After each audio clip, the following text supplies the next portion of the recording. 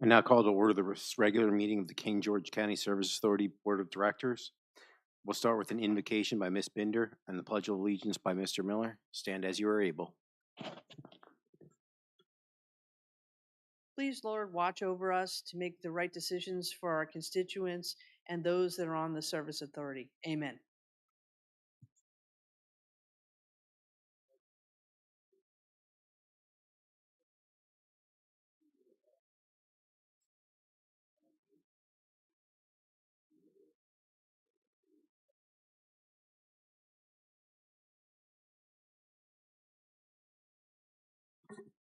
Mr. Miller, do we have any amendments to the agenda? No, sir. Moving on to public comment. Is there anybody in the room that would like to make a public comment?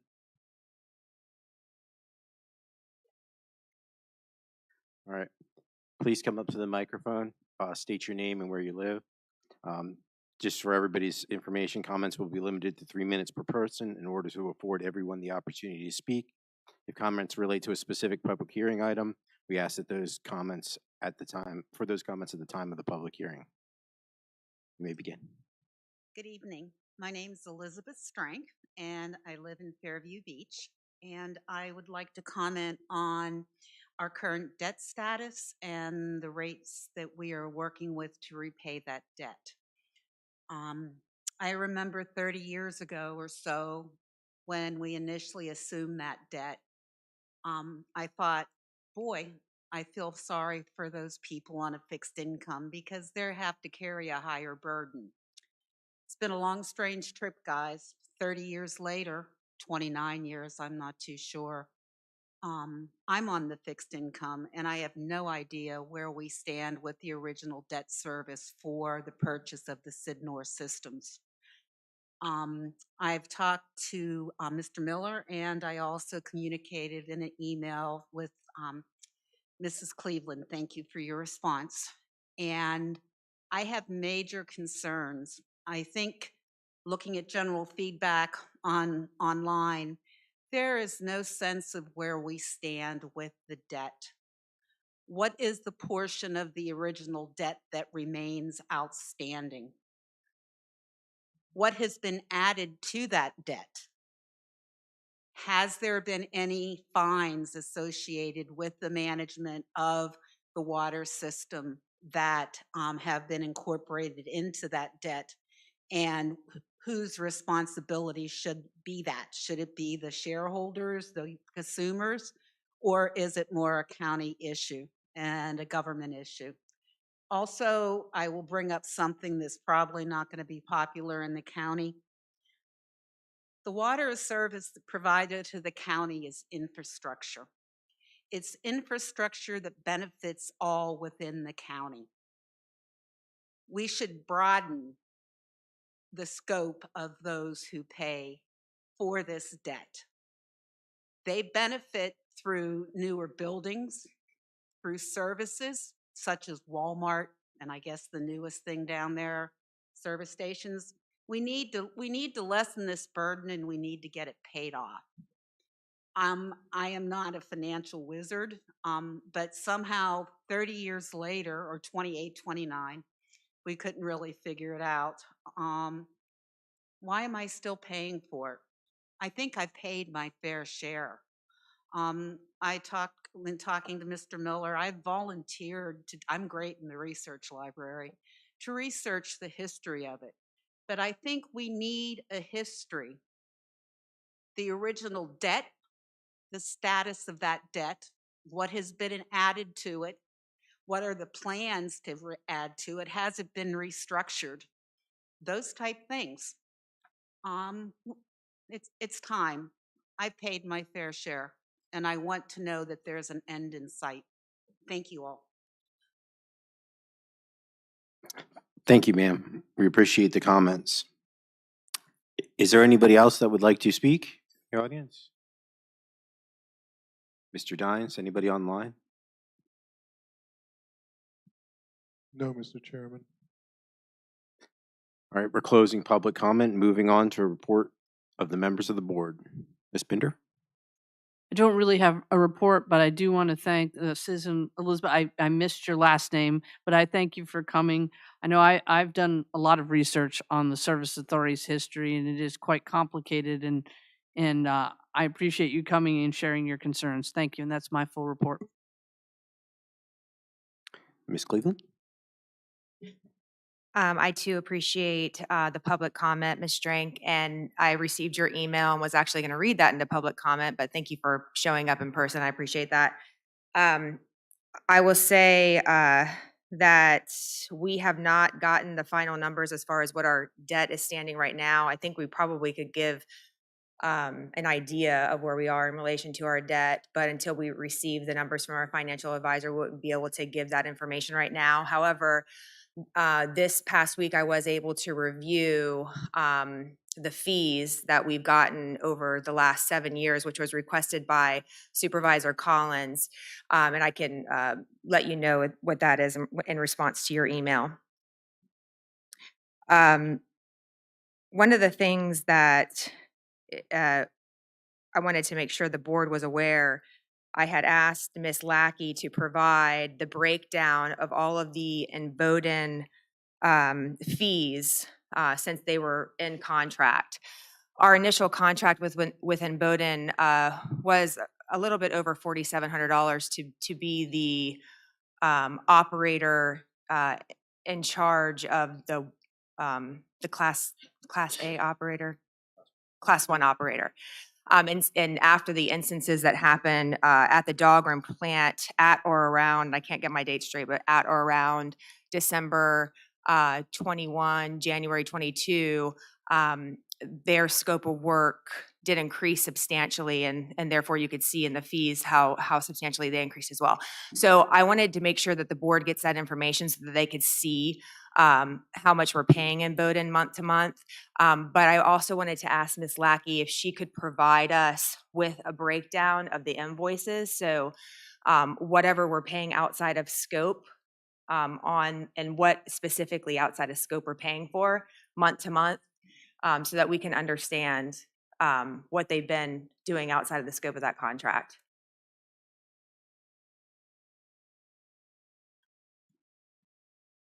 And I think one of the things that Ms. Cleveland and I talked about is the focus on that a little bit is we are looking at a new contract with them. We want to try to figure out what they might perform that's out of scope on the new contract that they've been performing, because that would be also out of scope on this contract. We just want to make sure that there's no surprise fees for things that we know that they've been regularly doing. So. Thank you. Mr. Morris? Thank you. Thank you, Ms. Fines, for coming out, and thank you for your views. On Saturday the 4th, I attended the memorial service for Mr. Ron Bell. It was a good turnout for Ron, and people had a lot of nice things to say about him, and I think he's going to leave a big hole in our organization. Thank you. Ms. Kupka? Thank you, Mr. Chair. Ms. Strink, thank you very much for coming out this evening. Thank you for your comments. I do note I am looking on the Service Authority website, and I see a tab marked Service Authority Proposed Rate Increase in Budget Documents. I see some things from 21, 22, budget and adopted rates, rate advertisement from 21, some things from 20, well before I came on this board in 2020. But I'm wondering if we could get staff to have, if the board, if it's the will of the board, to direct staff to have all of our audits, because I do note that we have an audit presentation here this evening, but is there a way, am I missing? Mr. Chair, would you indulge me and allow Ms. Hahn to take the podium, please? Ms. Hahn? Good evening, Mr. Chair, members of the board. Our auditor, Mr. Grossnickel, provides me the audit, the ACFR that you have in front of you in a PDF version, and I haven't posted the most recent one, but all the previous years are posted on the finance webpage, not on the service. So they're on the authority. finance webpage. Yes, ma'am. Okay. So perhaps on the service authority webpage, could we either put a link or a note directing customers to the fact that the reports are available on the finance? And then my other question is with regard to any presentations our financial advisor has given us in the past couple of years. I know there were several presentations last year, and I know they're public documents because he hands them out to us here physically, and they sometimes are up on the PowerPoint, but I'm not really seeing where those are being posted. So if it's the will of the board to make sure those get posted going forward. Is everybody in agreement with that? Yeah, let's get the stuff from Davenport posted, the financial advisory stuff, just so the public can see them. And you would want the final draft of a report by the. Yeah, the final, draft. yeah, the final report that Whatever issue. they hand out in the meeting. Yes. Yes, please. And then one last thing, ma'am. I realize you live in Fairview Beach, and Mrs. Cleveland is probably your go-to as the at-large appointee. I also represent you. And if Mrs. Cleveland doesn't have you lined up to serve on our Citizens Budget Advisory Committee, I would be happy to appoint you to do so. So just let me know. Thank you very much. Anything else, Ms. Coppa? Thank you. For my report, I do want to thank Ms. Shank for coming and making a presentation and speaking her voice. It's very important. We don't get a lot of feedback. So we do appreciate people taking the time out to come give us feedback. Many of us are on the service authority as well, so we're customers and we're well aware of the finances and whatnot, and it's probably what brought us to the board in the first place. So for myself, we've had a number of things that I've done on behalf of the service authority between meetings. I met with Mr. Miller and Davenport to try to get some questions answered that Mr. Collins had brought up, Ms. Cleveland had brought up about how the contract would look, and whether we do it ourselves and we keep managing the service authority ourselves, or we have an Iron Bowden. We're looking to get it kind of an apples to apples comparison run through Davenport so that we can actually take a look at the financial numbers and make some decisions. And that's in progress. I understand Mr. Miller and his team are working on it, but we did get delayed with the review of the audit and whatnot. So all that stuff's delayed. So we will be looking to, at some point, add a work session, maybe next week, to go over all that stuff and work on making a decision one way or the other. Also, we just recently met with Hovey and his group just to kind of go over some water intake issues and just how water and whatnot might work if their development moves forward. So we just had some general discussions on that recently, kind of just staying engaged with them and seeing how we could work with them or benefit from what they're doing as an authority. And I think there's some good ideas that came out of that. And then finally, I do want to thank the members of the service authority for going out and checking some water pressure. That was actually out in Miss Cleveland's development. Couple friends of mine have extremely low water pressure for some reason. Turns out it's not the service authority's issue; it's something in their house. But very appreciative of everyone checking that out to make sure it wasn't our meter or a valve partially closed or something. So very much appreciated. And that's my report for this evening. Moving on to the consent agenda.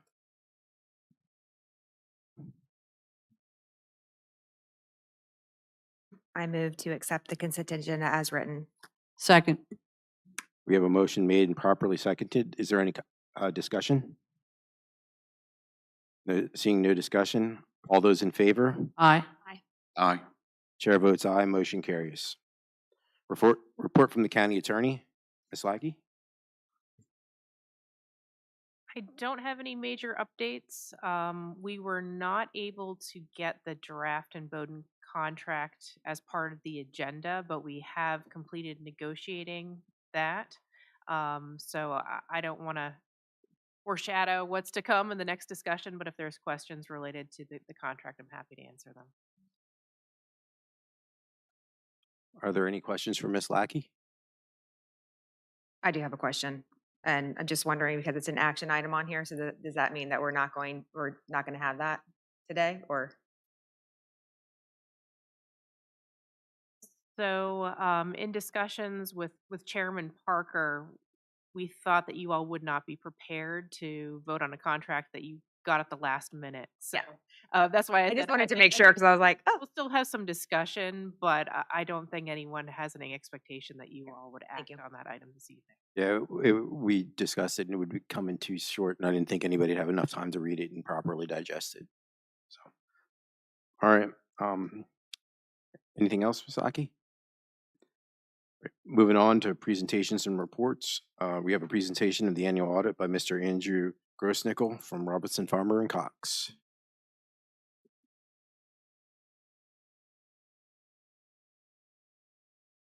Good evening. Thank you for your time this evening. Just wanted to take a few moments to go over the results of our audit for the year ended June 30th, 2022, and a few financial highlights therein. We've been engaged to perform a financial statement audit and compliance report for the authority for the year ended June 30th, 2022. That audit was subject to the auditing standards that are promulgated by the United States of America, the specifications for authorities, boards, and commissions issued by the Auditor of Public Accounts, and also the standards for financial audits contained in the government auditing standards issued by the Comptroller General. The main byproduct of our audit process is obviously our independent auditors reports. For the Service Authority, there are two of those types of reports that are contained in the financial statements. The first of which is the independent auditors report. That's really on the numbers for the Service Authority. And for June 30th, 2022, we issued an unmodified opinion, or in layman's terms, a clean opinion on the financial statements for the Service Authority. You will note, if you look at the independent auditors report, the accounting legalese changed somewhat this year. So every few years they change the order of the paragraphs and some of the language in the opinions. So if you looked at this year's versus last year side by side, there are some differences in those opinions, but the bottom line is that it is an unmodified, which is the kind of clean opinion. We do highlight in that opinion there was as GASB pronouncements the last several years. There's been a lot of them. There was another new impactful one this year, GASB Governmental Accounting Standards Board pronouncement number 87, which related to leases, both ones where a county or an authority is a leasee and where they're a leaseor. And in that accounting standard, you had to put on assets and liabilities related to those items. Mainly as they offset each other to some extent pretty closely, an asset and a liability in the example of leasee transaction. Following again with FASB and some of the other things out there, they like to, if you've had operating leases in the past, they're not really shown on the net position or on the balance sheet, and now they're shown there so that you can kind of track those commitments essentially, or receivables in the case of a leaseor transaction. We also have an internal control over financial reporting or compliance report, which is otherwise known as the Yellow Book or the Government Auditing Standards Report. And in that report, we would note any material weaknesses or significant deficiencies in controls, and we did not have any of those for the Service Authority for June 30th, 2022. A couple of financial highlights without getting too deep into the financial statements. As you're aware, the Service Authority operates on a full accrual basis, whereas the county, there's two bases. There's the fund balance and then a net position basis. For the Service Authority, it operates totally on that full accrual basis, where all of your long-term obligations, including your debt, your pension liabilities and assets and things of that nature, your capital assets, all of those things are captured on on the full accrual basis, and the residual for the service authority or retained earnings or equity is referred to as net position. And so for June 30th, 2022, the total net position of the authority was $22.8 million. That represented an increase of about $2.2 million from June 30th, 2021. The operating income for the year ended June 30th, 2022 was $2.1 million. This is a little chart. I've got just a few more financial highlights that show a little historical information. This is the last 5 years, the changes in net position and a summary of the components of those for the Service Authority from fiscal years 2018 through 2022. And you'll see the trend there going from 18 where there was a loss or a reduction in net position, and also in 19, and then started trending up there 2020, 21, 22.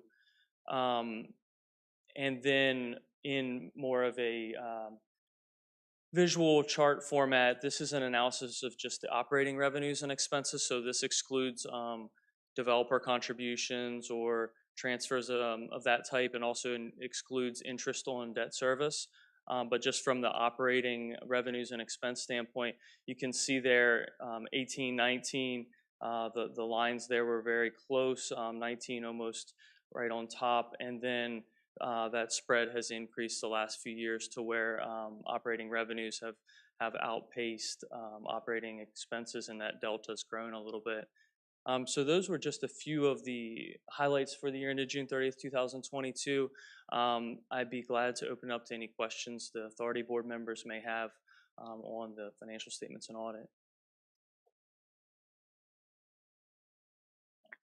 You had just brought up the expenses, so that does not include the debt service? So going back to this chart here, so if you look on this chart, the operating revenue and operating expenses for 22 of 8.3 and 6.2, that's what's coming over on this graph. And so the expense is the non-operating items there, the 677, 691 for 2022 negative. That includes the interest on debt service. So the non-operating items is the debt service? For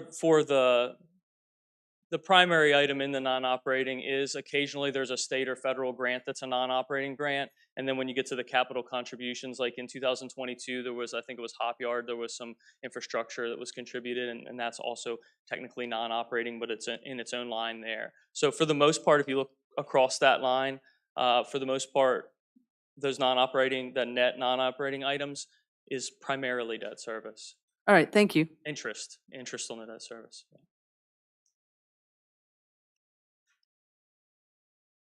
Chairman. Hi, thank you for this.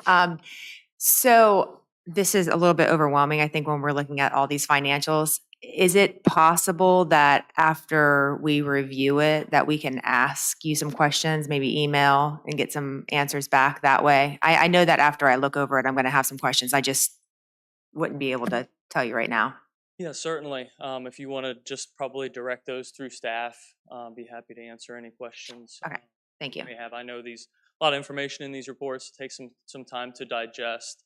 And I can't remember, I'm not sure when you started on the Service Authority Board, but a few years ago, Service Authority also had me come, to a work session at a later date just to kind of go over, kind of how these numbers all work, because of, Service Authority can be a little complex since it's on that full accrual basis, and there's a lot of things that are different from just the straight cash flow versus what's on a full accrual basis. So that's also something, if you ever want to have something like that. I know there are I believe a few board members that are new since that we had that kind of like it was kind of like a governmental accounting 101 kind of educational piece. Yeah, that would be really helpful, because the thing is I know that, excuse me, sorry. I know that there's a lot of like movement in the financials, and I don't really understand it because I don't usually deal with government financials. And so I get really confused when I'm reading over it. Yep. And I'm sure that probably others do as well. Yeah, they've gotten quite complex over the years, as I alluded to with the governmental accounting standards pronouncements. I kind of mentioned this sometimes in board meetings. I might have mentioned this last year. 20 years ago, GASB 34 was the number of the pronouncement that they were on, and now they're up around 90 in 20 years, when from the beginning of time to 2002 or so, they had gotten to 34.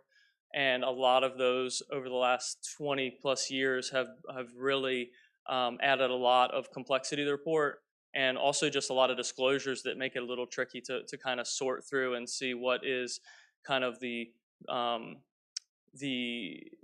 cash flows type data versus what is kind of disclosure information.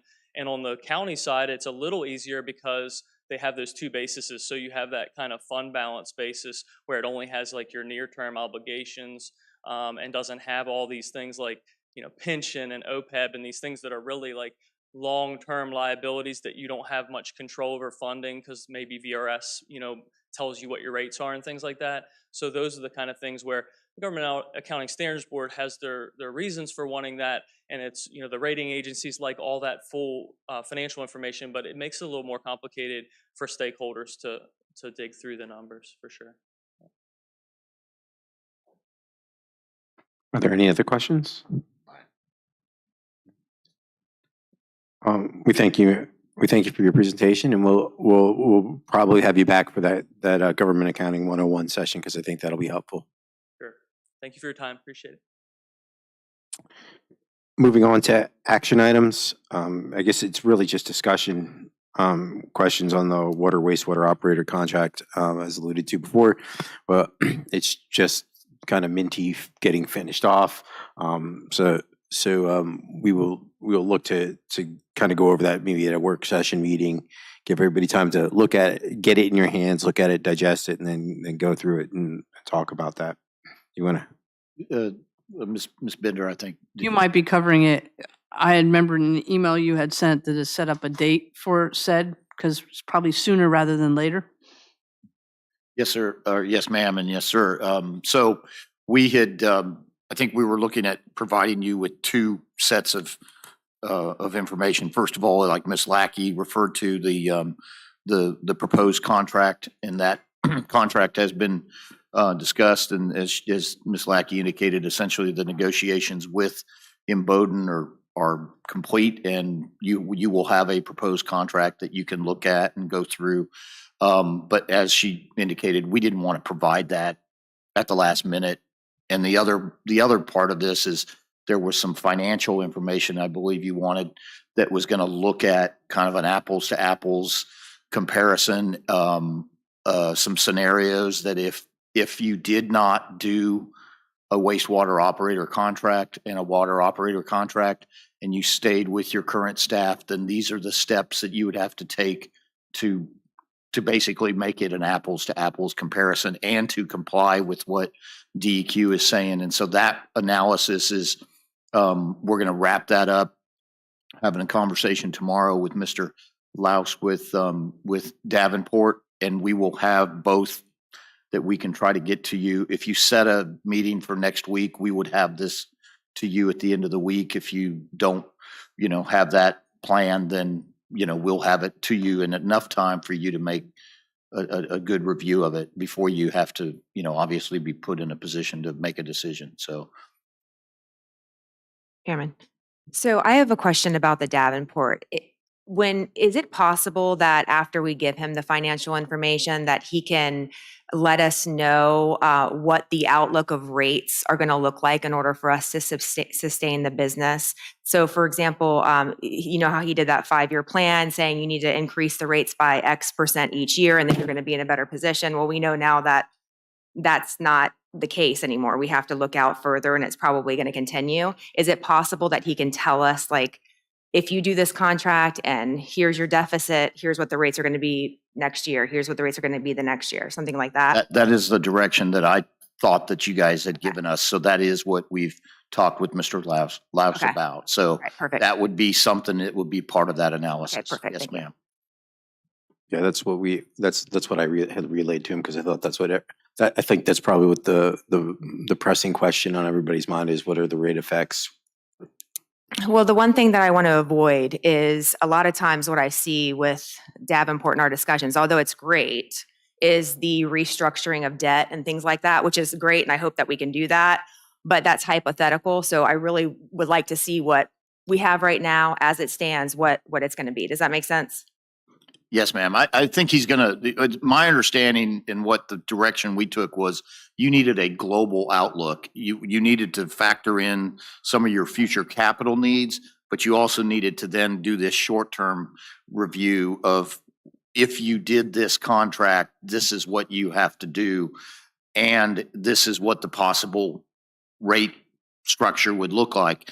I do think that I am sure that he will speak about debt restructuring because you have some kind of I don't want to use the word deadline, but there are some mileposts that are coming in the future. You know, your debt kind of jumps up in 2027. And I think that it's been my understanding that the board has wanted to look at a possible restructuring in the next couple of years.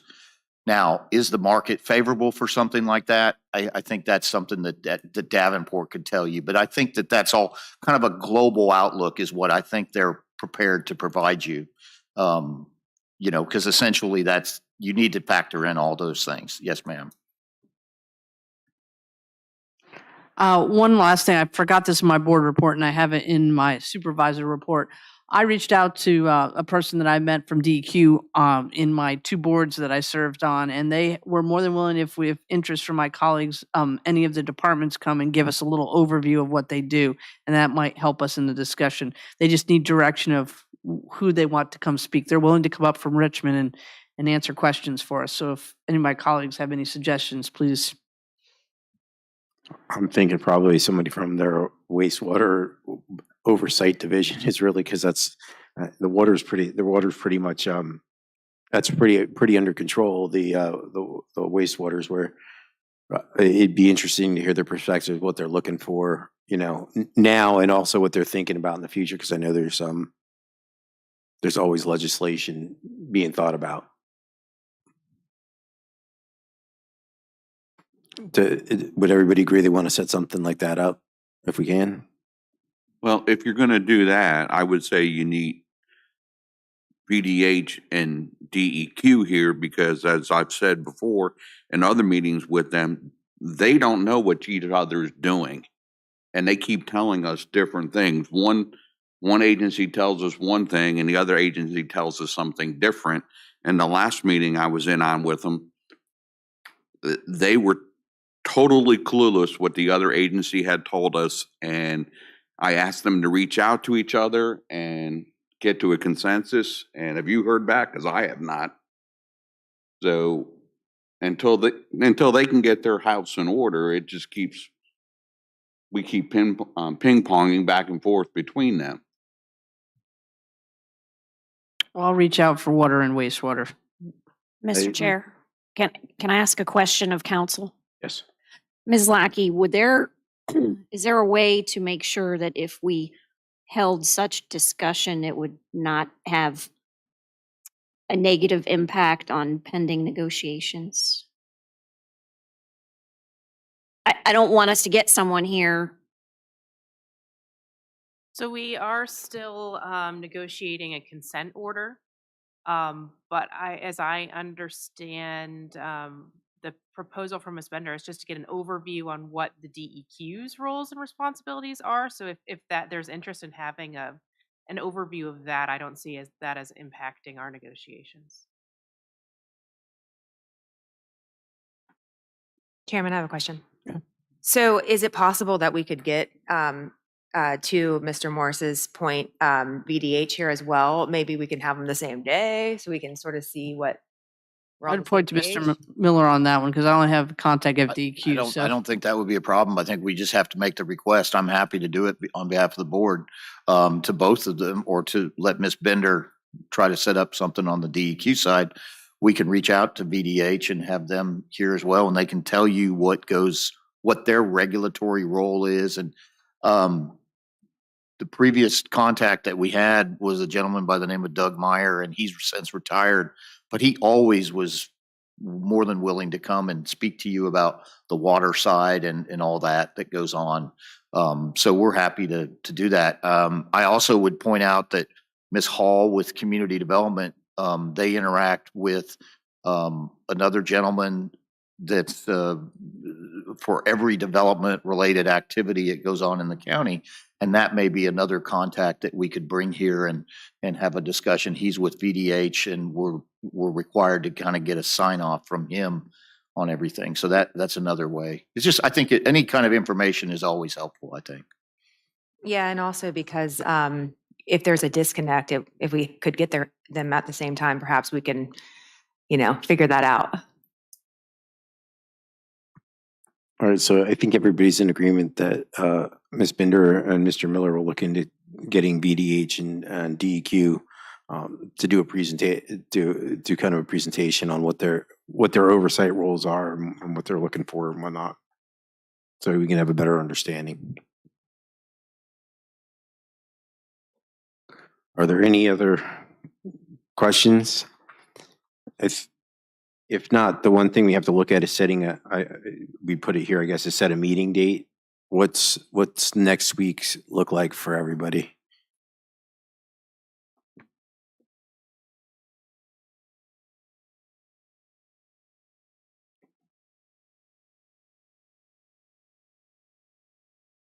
I'm guessing maybe Wednesday or Thursday next week. Is either of those days better? Because I'll avoid Valentine's Day on Tuesday. Doesn't matter to me.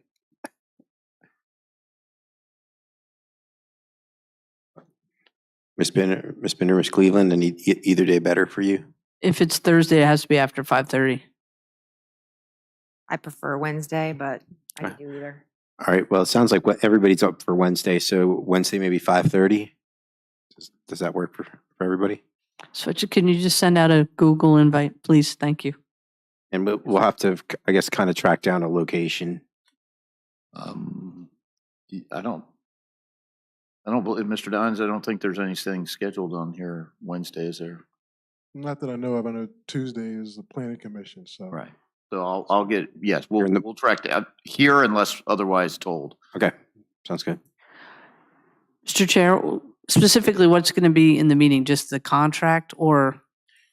It's going to be the financials from Davenport, kind of that we were discussing, showing an apples to apples comparison of the contract, if we executed the contract with Bowdoin, what the costs are and kind of what the rates would look like moving into the future, and also if we decided to keep operating ourselves, what staffing levels we have to immediately staff up to, and what the associated costs with those staffing levels are and whatnot, so that we have an apples to apples comparison for the two of them. So there are no action items. It's just informational. That's something that I think is that what you would like, just an informational so that you can prep it for the next meeting on the 21st?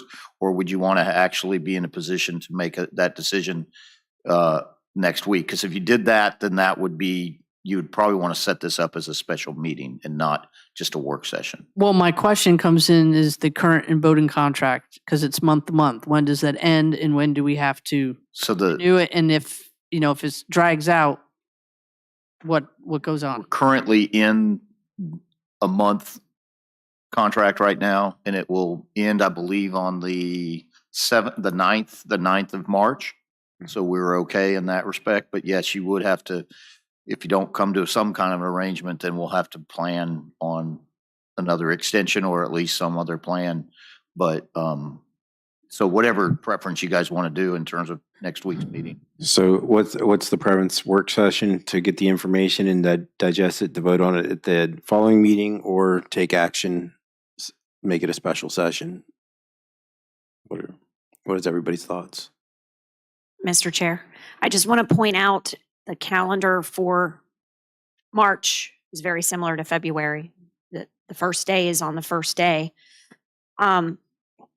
So if we wait until the first meeting in March, that's the 7th, and the contract expires on the 9th. So we can't push it any further than that if we need to renew it. I just want to make sure everybody is understanding of that is going to be a pretty hard deadline at that point.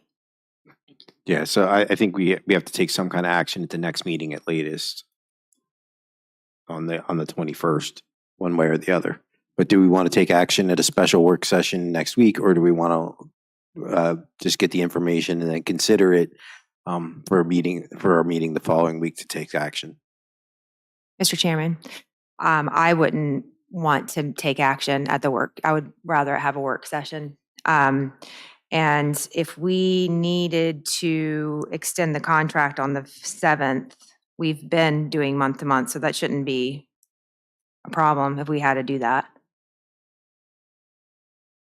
I would like the work session too, because we're going to be asking a lot of questions, so I would like to digest this information. All right, let's set it up as a work session then.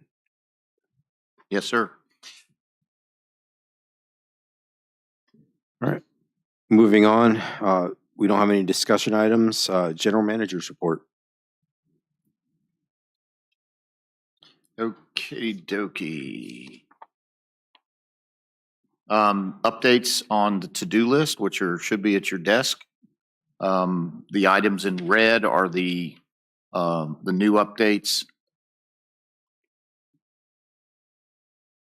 AMI project, total meters installed to date, 2,300 meters left to install, about 1,500. So the effect of the meter reading cycle, 14 routes have been taken off the meter reading cycle. That equates to about 9.5 days less actual reading. Install crew will resume activity installing meters at the beginning of the next fiscal year. So they're kind of in a dead period right now, if you will, but they did a great job, and I think that our crews and Miss Norris Barker did a fabulous job of really just the initial part of this and working this, and obviously, the next phases of this is going to be the implementation, and as we go forward, just a reminder, this is a 3-year contract, but we all know that the ultimate goal of this is to really drastically improve the meter reading process, cut down on a lot of the time that's involved and the loss of time that we have with our crews going from maintenance and going into the meter reading activity. And then the accuracy, I think, that's going to really provide the customer the ability to know their usage and to better track their bills. And then we can do things remotely that will be able to address leaks or excessive uses, why that's happening. So I think this is a fabulous project. And again, my hat's off to the staff and to the contractor and what they've done. Inflow and infiltration the program. The early work took place in early 2022, and we were preparing a multi-year improvement plan. And so right now, the scoping work plan is to maximize the return with the funds that are available. And so that's what Mr. Young is working on from county engineering. The Canterbury subdivision observation well, that is completed. It was complete in January of 23. And again, this was an observation well, and it was set up by not a request, it was kind of mandated by DEQ to make sure that the aquifer in that area was being replenished. They did a drawdown, is my understanding, and within 24 hours, the aquifer was replenished. So everything worked out fine. We'll get the final data here soon from our engineers. The Arnold's Corner well upgrades, they're in the design phase, and we expect that to be complete in the spring of 23. On the next, if you turn it over, we're trying to save paper. You have upgrades to Fairview Beach outfall. Maverick Construction was issued that's the pipe that goes out into the Potomac River that blew out in a storm. Maverick Construction was awarded that bid, and we're just waiting for the weather to get a little better for them before they get going and a notice to proceed can be provided. Obviously, as Mr. Parker alluded to, we had a nice meeting with Mr. Mitchell and Mr. Taylor and their water folks on the possibility one day of having a surface water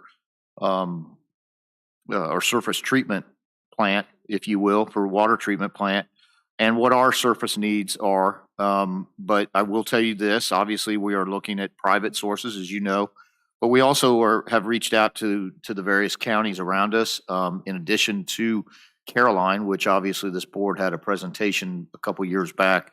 I've had some conversations with Stafford as well. So we know that there is a limited time that the Service Authority has for continued use and reliance on groundwater. So the idea is obviously the sooner the better to acquire some surface water that would then be treated and then would be provided for the usage for those that are on the system.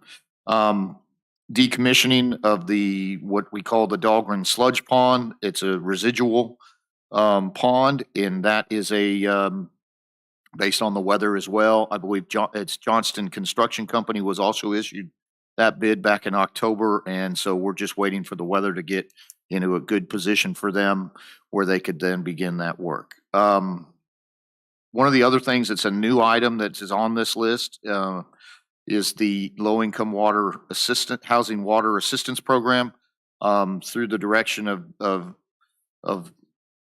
the board and the Department of Social Services. We have obviously connected with the state program, and we are now in that system, and we are now working with our billing company, Muni Billing, on the implementation so that our customers can begin utilizing that program. So once that information is available and we're ready to go, we'll have it broadcast. And I know that Ms. Norris Parker's indicated that there are a number of citizens that have requested information about it and have reached out to us about the needs that they have.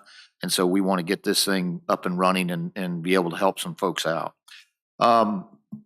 Two things that I would just point out is had an opportunity last week to attend the meeting that Representative Spanberger had. You know that she obviously now represents King George County.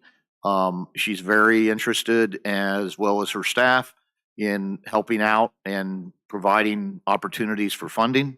The old funding that we all used to love to get, but we would love to also criticize if it went to someone else, and that was the earmarks. They do exist. They're called the Community Impact Funds, and we were given a nice an overview of that program. And so I'm going to try to reach out to them and set up a meeting where we could talk about some of the other opportunities that the water and wastewater services could take advantage of in terms of some key projects that we do continue to have needs for. So capital projects update.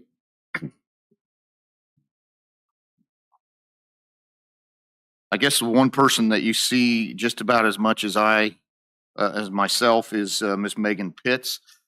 She's up here a lot, and that's because she's a busy lady, and the finance department is extremely busy working through the procurement process. But we do have obviously just some updates, if you will, that has kept her busy and kept the staff busy. Obviously, the wastewater and the water RFQ process has been a lengthy process, and we have been very involved in that. The Service Authority chemical invitation to bid, that is a process that is going on right now, and she is working on that. The Perkins decommissioning, which I think is on your to-do list, but the Perkins decommissioning again is taking the wastewater plant offline at Perkins and then coordinating the transfer of that waste service to the Hop Yard wastewater plant, and at the same time installing water lines in the cuts that you do for the sewer lines. And so that's a pretty involving process right now. That's a multi-year process, as you know. RK&K is the engineering firm that's working with us on that. I mentioned the decommissioning of the Dahlgren Sludge Pond. That's underway, and also the Fairview Beach outfall replacement is also underway. Couple other contracts that that I mentioned that we're also done is the Canterbury monitoring well. The Payne well, I didn't mention that in my to-do list, but that work has been completed. That's in the Dahlgren area, and that was completed in December. Let's see, I think we got one or two more. Let's see. And of course, the AMI project is something that we're involved in. And we just started a process for a new pump truck for John. And that's something that is going on right now. And the other thing that we're working on is the SCADA upgrades at Hop Yard and Fairview Beach. This is Aqua Aerobic Systems. PO has been issued for that. SCADA is obviously the process that allows us to have some internal checks, and the plant can operate without necessarily being in a manual mode. And that's something that's desperately needed for our folks right now. So just a upgrade or an update on some of our capital projects. And that is all I have. I'll answer any questions. Are there any questions for Mr. Miller? All right. Thank you, Mr. Miller, for the report. That's it. Just looking for a motion. I'd like to make a motion to adjourn to February 15th, 2023 at 5:30 in the boardroom unless otherwise advised. Second. Motion's been made and seconded. Is there any discussion? All those in favor? Aye. Aye. Chair votes aye. Motion carries. We are adjourned till Wednesday, February 15th at 5:30 PM here in the boardroom.